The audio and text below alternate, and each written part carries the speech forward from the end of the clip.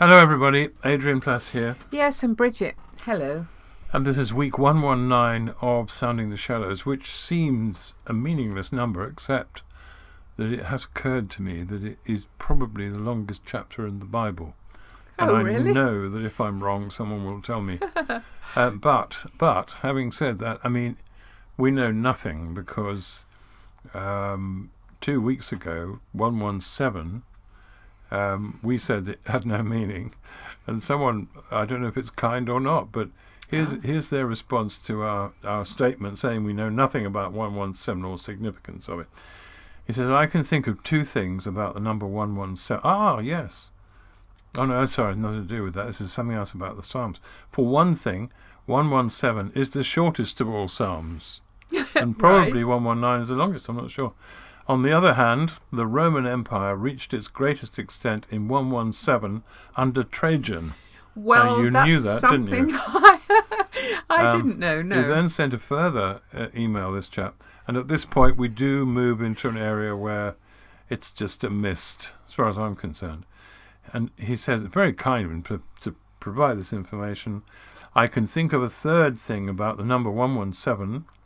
It is the number of OSS 117 Hubert Bonisseur de la Barthe. So if anyone has any idea what that means, we will be very, very pleased to know. Well, of course, week 119 is ridiculously significant, isn't it, on one level? Not because of its number, Yes, but because it is, of yeah. what's happened. I mean, we sat here, as I think we said, we sat in the shed at the end of our garden where we've got it all set up. We've got the dog sitting in between us, which she always does, and we were talking about indelible marks, and we were talking about the Queen, and we were very aware that there could be news coming the next day, because we knew, if you remember, that the family had gone up to Balmoral, and it was just a half an hour afterwards, after we'd finished the recording on Thursday evening, that the news went right round the world that she had in fact died. So 119 is a significant week in rather more ways than we could have ever imagined at the time. Yeah. So it's been a very, very moving time, hasn't it? In many, many ways. Yeah. This week, the journey of the Queen's coffin, drawn by horses. Well, on so soldiers many levels and, it's been moving. I mean, one of the things being, and I don't know whether the Queen made a decision about this, will we ever know, but she died in Scotland, and for the United Kingdom, for... You know, if she'd have died in Buckingham Palace or in Windsor, then Scotland wouldn't have been involved at all. And as it was, they were involved from the beginning. Her beloved place. Are you saying you think this was the Queen's last silent statement? Who knows? Who knows? But I Might do be. know that it was the place she was happiest, Balmoral. Yeah, she loved Scotland, and that didn't the she? grieving became visible for the first time in Edinburgh. And to see that outpouring of affection for her in Scotland, and then to see it again in London, has been just extraordinary, An hasn't it? enormous number of people walking very, very slowly in a queue that was miles long to Yeah. just spend a few seconds walking past the coffin Yeah. in Westminster Hall. Hall. And all for different reasons, I guess. Well, I think that's what struck me. Lots of the interviews with people showed that it couldn't have been a wider variety of reasons why people were there. I mean, obviously the focus was a single focus, but there were people on holiday in London who just felt they wanted to join it because it was a moment in history. Yeah. There were people for whom they had a contact in some way that One of those, one aspect of that really intrigued me was that there were a lot of stories about contact with the Queen, and a lot of them were very tiny ones. very tiny. Well, we And were it talking about was- indelible marks Yeah. last week, those moments that... It was about meeting her and her saying something fairly short, Yeah. and then that was it. And then you think, so you've got that much emotion when they talked about it, that much feeling out of that short encounter. And I'm sure part of that is she was very good with her eyes, Yeah. the Queen.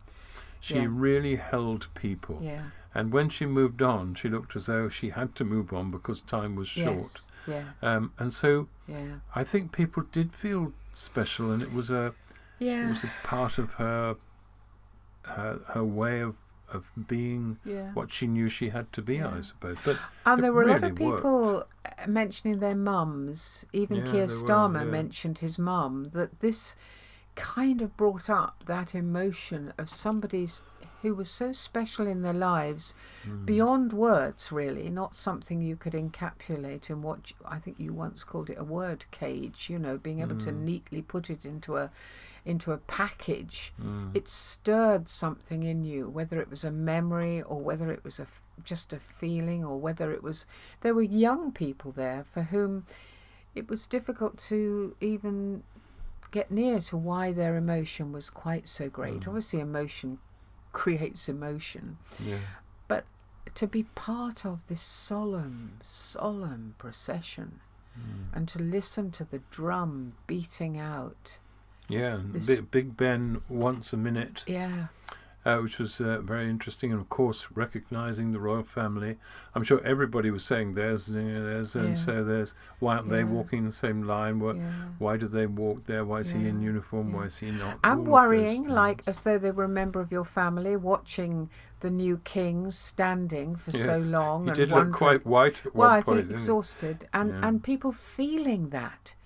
I am feeling, he's so tired, and they haven't had time to grieve. So many things going on. Two things struck me as, which had nothing to do with that really, but I suppose in a way they are. One was the carrying of the coffin into the hall.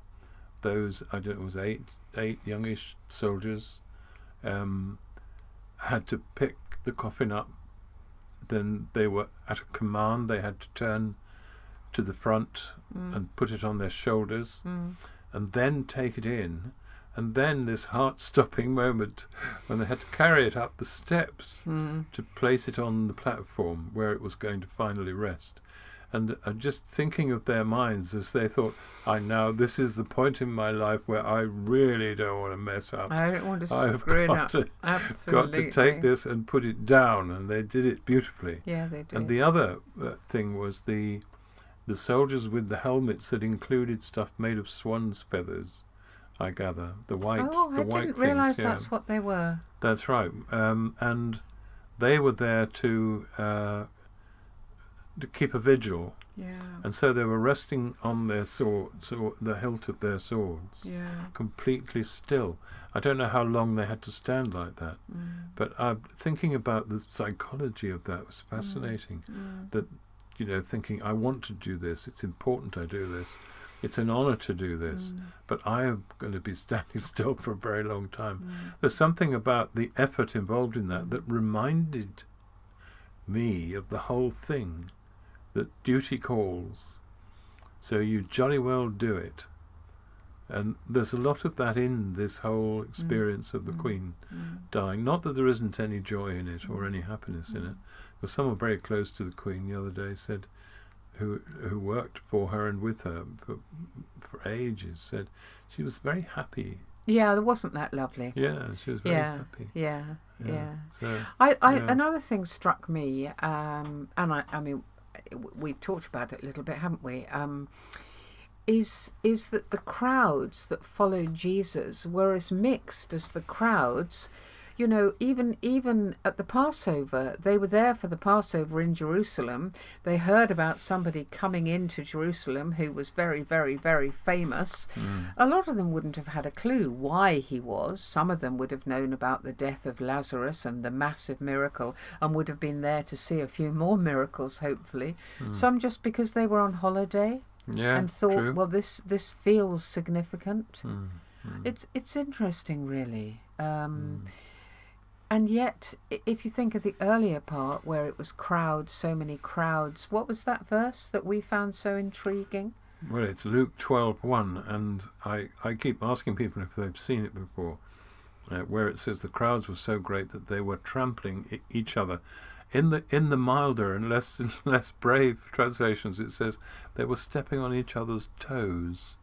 But I suspect I read all the translations, and one of them said they're stepping on each other's toes, but most said they were actually trampling on it. Right. And I remember hearing of that happening in Africa Yes. with an Reinhardt. evangelist. Yeah. And Yeah. thousands of people Yeah. out of control almost Yeah. because of the excitement Yeah. of what was happening. Well, of course, the crowds in London were very controlled, and it did They strike were, me. yeah. You know, I gather that there were portaloos all the way along. You don't mean in along the- Jesus' time, do you? No, I mean you the mean in crowds. London. I mean the crowds in London, and I was thinking, you know, nobody mentions portaloos or anything like that. No. They mentioned that the crowds had no food, hence he took the fishes and the bread Yeah, and he yeah. fed them. No question about the portaloos. And Well, one Sorry. assumes people sort of drifted off I'm somewhere sure they did. behind I'm sure they did. a holy bush or something. I I'm don't sure know. they did. But But a you rabbi know- visiting, maybe that was quite exciting then, I Yeah, think, wasn't it? That yeah. Somebody important to come. very, very, very important. Yeah. And maybe, judging by what Jesus himself said, maybe deep down feeling like sheep without a shepherd. Maybe thinking, maybe this is the one. Yes. Maybe this is the for real one Yeah. who will make life mean something Yeah. and Yeah. put And it maybe in that- order for me. I And don't maybe know. that also tunes in with the Queen. Somebody who led them, not in a formal capacity, but somebody who led, well, I mean, like the government and thing, not making any rules. You know, one of the things that struck me, Adrian, is I can't think of any quotes that will go down in history connected with the Queen. It was the essence of what she was that has held this country in a way that can't really be defined. But a sheep without a shepherd is what Jesus said, isn't it? And maybe that's why people are feeling strangely lost, even those who would not say they were monarchists, strangely, not confused, what's the word, sort of unsettled, Yeah, maybe even a yeah. little bit afraid, because their shepherd, their rock, their anchor, you know, there's been so many words used to describe the Queen and what she was. Yeah. We saw a has cartoon gone. today, didn't we, of a corgi looking up at the hook with a crown on it. Bewildered. And the lead Yeah, and the without lead. anyone holding Yes. it. Yeah. But that feeling of losing something is almost indefinable. It's very. I was thinking about, you know, one or two of the large chambers where the Queen would sit, work at her desk or whatever, and she's not there, and she isn't going to be there, No. and it's no use looking for her because she's not there. It's Do a you very remember, strange Adrian? feeling. I suspect I'm sure we've mentioned before that we, like many other people, visited Israel, went and saw all the places that Jesus was supposed to have done things, and we went to the Garden Tomb. Do you remember? Yeah, of course. And you know, we'd seen places he was supposed to have been born, places he was supposed to have created. I mean, do you remember being outside Lazarus' tomb where there was the Lazarus gift shop? Which Lazarus tomb were well, you thinking of? More than one. But and there was one or two people in our group who had been really thrown by this. What if none of it was real? What if none of it really meant anything because of all these assumptions? And we were in the Garden Tomb area in the garden, and it was the very last visit, wasn't it, that we did? Yeah, and the last place we guide- visited, yeah. Who was a lovely, down-to-earth, actually an English person working out there, and she said, I know some of you will be confused. This may be the very Garden Tomb. It may well not be, but it doesn't really matter because he's risen. He's gone. And Yeah. I was thinking about that today in particular, thinking about the fact that in the middle of all that pomp and pageantry and I don't know how else to describe it really, but in the middle of that there's the remains of a 96-year-old woman who isn't there anymore. Yeah. because she's risen. But it's very difficult, as it was very difficult for me concerning my mother's death, to believe in any real sense that she could be gone. She had to be alive somewhere. And I have the same feeling about the Queen. I think she hung her hat up, she got her stuff in order, did her last task, and in some sense said, that's it. I'm off. I'm off. Yeah. It's lovely to think that she's now met Jesus, isn't it? It's lovely to think That's that she's now intriguing. moved into whatever Yes. house is ready for her up there. Yeah. She may have met my mum, your mum, many other people's mums. She may have met people who died too early. Well, my people- mother would have enjoyed that. She was a raving royalist, She was, my yeah. mother. Yeah. One of the things that I do feel about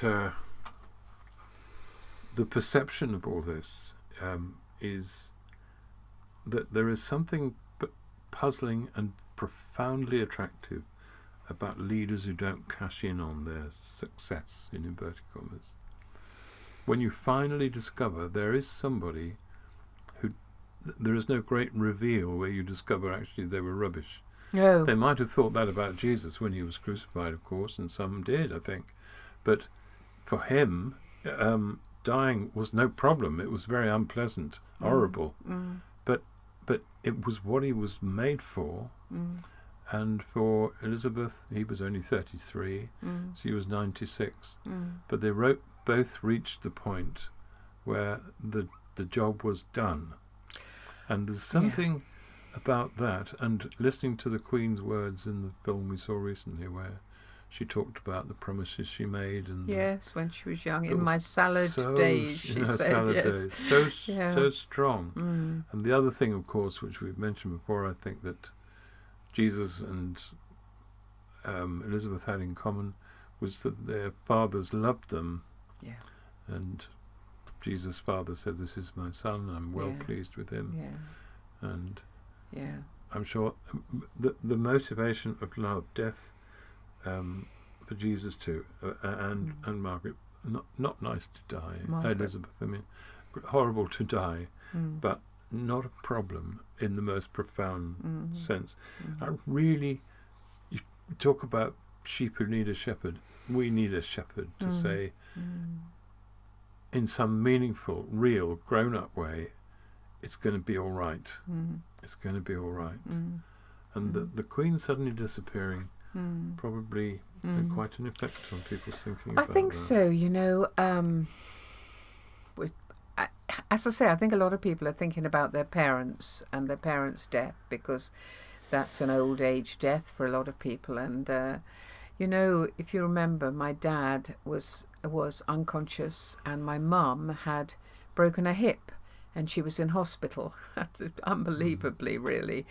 And they wheeled her in to the room where we were sitting with my dad, who was also 96 and who didn't get a telegram from the Queen. Well, she didn't get a telegram from herself, did she? No. She didn't make it to 100. And do you remember, my mother came in her chair, and she went up to my father and she said, "It's all right, George, you can go now." And he died. And I think that for the Queen, she managed her last job. She made another Prime Minister. She was in the place that she loved. And maybe, just maybe, she said to herself, "It's all right, Elizabeth, you can go now." She did her Platinum Jubilee. She did her making a new Prime Minister. She fulfilled, like you just said, she served from the beginning to the end of being a Queen. We were walking, as you know, walking yesterday past the castle up at Bishop Auckland. We came across a very elderly lady sitting on a seat next to a younger man who I think was her son. And she didn't say anything for a while. She had a very nice hat on, very smartly dressed. And a very beautiful cup that she was Yes, holding that's with right. tea in it. And he talked for a while, and then he said, "Oh, well, I push my mother, you know, she's in the chair here, so I bring her up for walks." And suddenly she lifted her face, and a great smile split her face, and she said, "I'm 101." And I said, "You beat the Queen. You beat the Queen." And she said, yes. I got my telegram, though, my signed thing. It came for me from the Queen." But she seemed very proud of having reached an age that the Queen didn't. But it was lovely, really. I thought that elderly lady is the most important person in the world. And Jesus was the most important person in the world. And Jesus made people feel that they were, as did the Queen. And Elizabeth but in was that the most moment, as you important said, person in the world, when she looked at people. Yeah. Well, I'd be loved to hear what other people have felt about this. There's going to be some people who are not monarchists, some people who feel, what about, what a load of rubbish it is, all this charade of pomp and people with busbies on and all the others. I think none of that matters really, because in the centre of it, and I think it helps us to understand, she was made by her faith, wasn't she? She was held by her faith. She grew in her faith. It was incredibly important to her, and she gave it to us. She demonstrated something of Jesus to absolutely everybody she met. So thank you, Elizabeth. Yes, thank you, Elizabeth. And when we see you in heaven, we'll have a chat about that. I think she'll be chatting to your mum and mine. I'm sure she I will. think she will. Yeah. Anyway, We'd there love we to hear are. from you, though, how this has affected you. Yeah. And we'll talk to you next week. See you next week. Bye-bye. Bye-bye.